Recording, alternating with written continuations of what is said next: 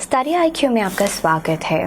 आज हम कुछ इम्पोर्टेंट इंग्लिश रिलेटेड क्वेश्चंस जो कि फिल इन द ब्लैंक्स के रूप में हैं और कुछ क्वेश्चन फॉर्म्स के बेसिस पे हैं, उन्हें कवर करेंगे। स्टार्ट करते हुए आपको आगे वाले दो इम्पोर्टेंट सेंटेंसेस में अप्रोप्रिएट वर्ड का प्रयोग करके ब्लैंक को भरना है। सो यहाँ पर आपको जो रिक्त स्थान है वो अप्रोप्रिएट, इन चारों ऑप्शंस में से जो आपको मोस्ट अप्रोप्रिएट लगता है उसके साथ भरना है। आइए हम साथ में इसे सॉल्व करने की कोशिश करते हैं। Both taciturn and dash Vishwanath seldom spoke and never spent money।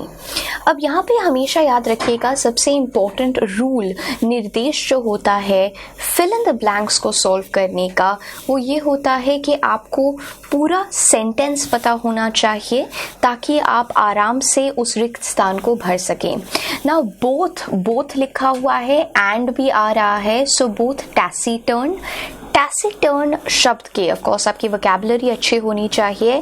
टैसिटर्न शब्द का अर्थ होता है कम बोलने वाला व्यक्ति, एक ऐसा व्यक्ति जो कि बहुत ही कम बोले, बहुत ज़्यादा बोलता नहीं है, उसके लिए हम टैसिटर्न शब्द का प्रयोग करते हैं। अनकम्युनिकेटिव होता है और तभी हम देखते हैं कि टैसिटर्न लिखा हुआ है और बाद वाले सेंटेंस में कॉमा के बाद लिखा हुआ है विश्वनाथ सेल्डम स्पोक। सेल्डम बहुत कम, वेरी रेयरली। सेल्डम का क्या अर्थ होता है? सेल्डम का अर्थ होता है रेयरली, कोई चीज़ जो रेयरली करी जाए, बार बार ना की जाए, रेयरली करी जाए, कभी कभी की जाए। सो टैसिटर्न, ही रेयरली स्पोक। एंड डैश, तो डैश जो होगा वो इससे रिलेटेड होगा। Never spent, never spent that means कंजूस, कभी उसने खर्चा नहीं किया। तो ऑप्शंस में से देखते हैं कि ब्लैंक में कौन सा ऐसा शब्द है जो कंजूस का ही एक उत्तर होता है। वेरी नहीं है, चीप नहीं है, डिस्क्रीट नहीं है, माइजरली है।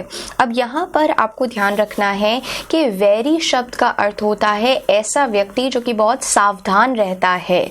चीप शब्द का अर्थ होता है ऐसी चीज या वस्तु जो बहुत कम दाम की होती है। और डिस्क्रीट शब्द का अर्थ है कि बहुत ही ज्यादा प्रूडेंट हो जाते हैं, प्रूडेंट समझदार तरीके से आप सारा कार्य करते हैं। तो माइजरली, माइजरली का अर्थ होता है कंजूस व्यक्ति, ऐसा व्यक्ति जो कि स्पेंड नहीं करता है। एक बार दोबारा से जब भी आप ब्लैंक को भर लेते हैं उसके अंदर वापस प्लग इन भी किया कीजिए देखने के लिए कि क्या आपका उत्तर सही है कि नहीं। Both taciturn and miserly, Vishwanath seldom spoke and never spent money। ये प्रॉपर सेंस बना रहा है। यहाँ पे एक और बार एक्सप्लेनेशन दोबारा से देख लेते हैं इस पर्टिकुलर सेंटेंस का। टैसिटर्न शब्द का अर्थ होता है ऐसा व्यक्ति जो कि रिजर्व्ड है, अनकम्युनिकेटिव है, ज़्यादा बातचीत नहीं करते हैं, बहुत शर्मीले हैं। वेरी शब्द का अर्थ है सावधान होना, फीलिंग और शोइंग कॉशन, जब आप बिल्कुल सावधानी से किसी कार्य करते हैं। I was very of going to the party that night. So very, सावधान थे आप, बहुत। Feeling, you're showing caution. Discreet का अर्थ होता है केयरफुल या प्रूडेंट होना। और माइजरली शब्द का अर्थ है कंजूस, जो कि बिल्कुल सही उत्तर था। यहाँ पर भी आपको रिक्त स्थान भरना है with the most appropriate word. यहाँ पर आप वीडियो को पॉज करके इसे सॉल्व करने की कोशिश कर सकते हैं। He was to dash to make a statement before the boss. अब ये थोड़ा सा कॉम्प्लिकेटेड हो जाता है, इसलिए नहीं क्योंकि ये मुश्किल है, कॉम्प्लिकेटेड इसलिए हो जाता है क्योंकि हमारे पास जो ऑप्शंस है, he was to dash to make a statement before the boss, that means कि बॉस के सामने बोलने के लिए वो थोड़ा हिचकिचाते थे, डर जाते थे। तो यहाँ पर डर जाना, इजिली फ्राइटेंड हो जाना, यहाँ पर हमारे पास जो आंसर आ रहे हैं, टायर्ड ऑफ कोर्स एलिमिनेट हो जाएगा। टायर्ड का अर्थ होता है थका हुआ। He was too tired to make a statement before the boss, ये गलत हो जाएगा। एक तरह से सही भी है but that is not what the sentence is wanting over here. He was too shy, he was too timid, he was too coward. अब too coward is not going to be appropriate, so timid और shy के बीच में से timid will be the most appropriate. He was too timid to make a statement before the boss. तो ये आपको याद रखना है that timid becomes the correct usage over here. इसका एक बार हम देख भी लेते हैं। टिमिड, ईजिली फ्राइटेंड, बिल्कुल डरपोक होना। शाय होता है शर्मीला व्यक्ति, तो टिमिड डरपोक क्योंकि है इसका अर्थ, ईजिली फ्राइटेंड हो जाता है। Timid and shy are basically synonymous to each other, but still timid is gonna be more appropriate क्योंकि डरपोक थे, वो डरे हुए थे, ईजिली फ्राइटेंड थे और इसीलिए बॉस के सामने कुछ कह नहीं पाए, रादर देन सेइंग कि वो बहुत शर्मीले थे इसलिए बॉस के सामने कुछ नहीं कह पाए। कावर्ड भी कायर होता है, लेकिन यहाँ पर timid will be a very appropriate usage. तो हमेशा याद रखिएगा कि कई बार जब आपको मीनिंग भी पता होता है, उसके अलावा भी आपको पता होना चाहिए कि किस तरह से आपको मीनिंग डिफरेंशिएट करके मोस्ट एप्ट वर्ड का प्रयोग करना चाहिए।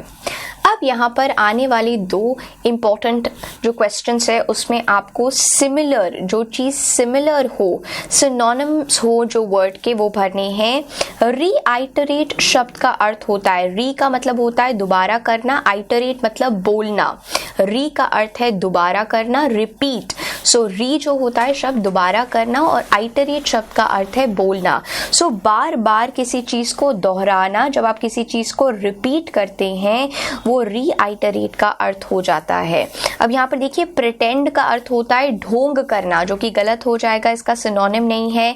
और शैम आप याद रख सकते हैं, इसका एक इम्पॉर्टेंट सिनोनिम है। अब्यूज शब्द का अर्थ है जब आप गाली गलौज कर रहे हैं। और डिटेस्ट शब्द का अर्थ होता है जब आप किसी से घृणा करते हैं, आप उन्हें बिल्कुल नापसंद करते हैं। When you dislike someone, जब आप किसी को डिसलाइक करते हैं, उनके साथ घृणा करते हैं, हेट करते हैं, या you have a feeling of antipathy towards someone.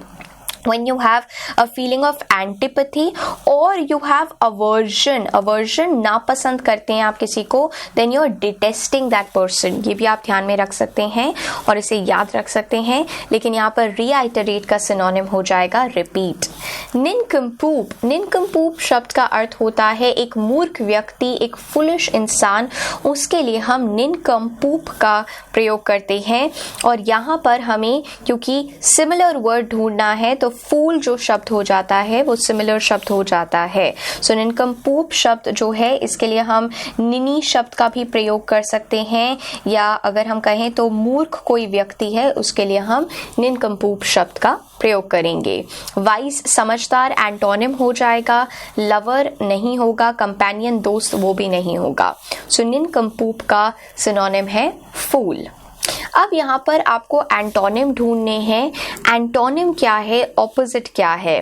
पेल्यूसिड शब्द का अर्थ होता है पारदर्शक, बिल्कुल क्लियर। दो अर्थ निकल के आते हैं, ऐसी चीज या तो जिसके थ्रू आप देख सके, जैसे कि ग्लास हो गया, या फिर एक ऐसी चीज जो कि समझने में बहुत आसान हो। तो पेल्यूसिड शब्द का अर्थ हो जाता है पारदर्शक, ऐसी चीज जो या तो ट्रांसपेरेंटली क्लियर है, एकदम क्लियर है, या बहुत आसान है समझना। ल्यूसिड हो गया, ये एक तरह का सिनोनिम हो जाता है पेल्यूसिड का, या क्रिस्टल क्लियर भी कह सकते हैं, ऐसी चीज जो कि क्रिस्टल क्लियर हो। लेकिन हमें यहाँ पर एंटोनिम ढूंढना है, तो एंटोनिम यहाँ पर हो जाएगा मर्की। मर्की क्यों हो जाएगा, क्योंकि मर्की शब्द का अर्थ होता है ऐसी चीज जहां पर थोड़ा सा, एक तो ग्लूमी भी अर्थ होता है मर्की का, लेकिन मर्की का एक अर्थ होता है जो कि ना क्लियर हो, अनक्लियर हो, मडी हो थोड़ी सी। So that is when we are using it.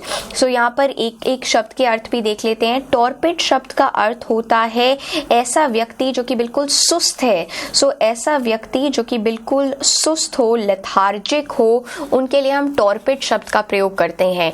Diligent जो शब्द है जिसका अर्थ होता है बहुत ही मेहनती, वो ऑपोजिट है, एंटोनिम है टॉर्पिड शब्द का। लेथार्जिक होना, लेजी होना, बहुत ही सुस्त तरीके से काम करना। या हम एक और शब्द जो याद रख सकते हैं, स्लॉथफुल। स्लॉथफुल हो गया, मेंटली या फिजिकली जब आप इनएक्टिव होते हैं उसके लिए हम टॉर्पिड शब्द का प्रयोग करते हैं। एक्सप्लिसिट शब्द का अर्थ होता है एकदम स्पष्ट तरीके से बात कर देना। जब आप बिल्कुल स्पष्ट तरीके से बात करते हैं तब हम एक्सप्लिसिट शब्द का प्रयोग करेंगे, एकदम स्पष्ट हैं आप, राइट। और मर्की, ऑफ कोर्स मर्की का अर्थ हो जाता है धुंधला सा कोई चीज़ है, डार्क है, ग्लूमी है। मर्की ऑपोजिट हो जाएगा पेल्यूसिड का। लिम्पिड जो है वो सिनोनिम है, लिम्पिड सिनोनिम है पेल्यूसिड का, क्योंकि पेल्यूसिड का अर्थ था crystal clear, easy to understand, कोई ऐसी चीज़ जो बिल्कुल ट्रांसपेरेंट है, बिल्कुल पारदर्शक है। लिम्पिड का भी यही अर्थ होता है, पारदर्शक। लिम्पिड का जो अर्थ है ये भी हमें ध्यान रखना है, लिम्पिड का भी यही अर्थ हो जाता है, ऐसी चीज़ जो कि पारदर्शक हो, पेल्यूसिड हो, कंप्लीटली क्लियर या ट्रांसपेरेंट हो। सो पेल्यूसिड का एंटोनिम है मर्की, लेकिन सिनोनिम है लिम्पिड। और टॉर्पिड आपको याद रखना है स्लॉथफुल या फिर लेजी। एडमेंट का ऑपोजिट, एडमेंट यानी कि हटी या जिद्दी व्यक्ति, बिल्कुल इनफ्लेक्सिबल व्यक्ति। सो रिजिड जो व्यक्ति होता है ये तो सिनोनिम हो गया, फिक्स्ड जो होता है ये भी सिनोनिम हो गया, अनशेकेबल भी सिनोनिम हो गया, फ्लेक्सिबल एंटोनिम हो जाता है, क्योंकि एडमेंट का अर्थ होता है इनफ्लेक्सिबल या हटी व्यक्ति, जिद्दी व्यक्ति, राइट। अब यहाँ पर आपको एरर स्पॉट करना है अगले 2 सेंटेंसेस में, और अगर कोई एरर नहीं है तो आप नो एरर दिखा सकते हैं। अगर आपको लगता है कोई एरर नहीं है, I am vexed at him for what all he has done for him till date. अब यहाँ आप अच्छी तरह से याद रखिएगा, वेक्स्ड शब्द का अर्थ होता है जब आप किसी से बहुत ही ज़्यादा अनॉयड हो जाते हैं। When you are annoyed of someone, जब आप अनॉयड हैं किसी से, फ्रस्ट्रेटेड हैं, परेशान हैं बेसिकली किसी से, जब आप किसी व्यक्ति से परेशान हो जाते हैं तब आप वेक्स्ड शब्द का प्रयोग करते हैं। और इस वेक्स्ड शब्द का प्रयोग आप 2 चीज़ों के साथ करते हैं, 2 इंपॉर्टेंट प्रेपोजिशंस के साथ करते हैं। एक होता है एट के साथ करते हैं और दूसरा है विद के साथ करते हैं। अब अगर कोई व्यक्ति है जो आपके परेशानी का कारण है तो you are vexed with that person. अगर कोई व्यक्ति जो कि वेक्स्ड का अर्थ अनॉयड होना, परेशान होना, फ्रस्ट्रेटेड होना, अगर आप किसी व्यक्ति के साथ, व्यक्ति की वजह से अनॉयड हैं, परेशान हैं, तो आप कहेंगे you are vexed with him. और एट का प्रयोग होता है जब आप किसी थिंग से वेक्स्ड होते हैं। आई am vexed at that particular thing, right? I'm annoyed at that thing, but you're vexed with a person. So I'm vexed with him. At him नहीं होगा। एरर कहाँ पर है? फर्स्ट पार्ट में एरर है क्योंकि आप vexed होंगे with him, ये आपको ध्यान रखना है। The manager, यहाँ पर भी आपको spot the error करना है। The manager warned his team members that if they persist in their obstructionist attitude, they would be punished. अब यहाँ पर आप याद रखिएगा कि जब आपका रिपोर्टिंग वर्ब पास्ट टेंस में होगा तो आपका सेंटेंस भी पास्ट टेंस में ही यूज होगा। The manager warned his team members that if they persisted in their obstructionist attitude, they would be punished. तो यहाँ पर एरर सेकेंड पार्ट में है क्योंकि ये भी पास्ट टेंस में होना चाहिए। यहाँ पर हम लोगों ने कुछ इंपॉर्टेंट सेंटेंसेस को, इंपॉर्टेंट वर्ड्स को प्रैक्टिस किया फिल इन द ब्लैंक्स की सीरीज़ के द्वारा। अगर आपको कोई भी डाउट है आज की वीडियो में तो आप मुझसे इंस्टाग्राम पे जुड़ के उस डाउट को एड्रेस कर सकते हैं नीशा रहेजा के नाम से, या आप उसे कमेंट सेक्शन में मेंशन कर सकते हैं। अगर किसी भी प्रकार का डाउट है इस वीडियो में या फिल इन द ब्लैंक्स की कैटेगरी या इंग्लिश रिलेटेड क्वेश्चन से इन जनरल, तो आप उसे कमेंट सेक्शन में मेंशन कर सकते हैं।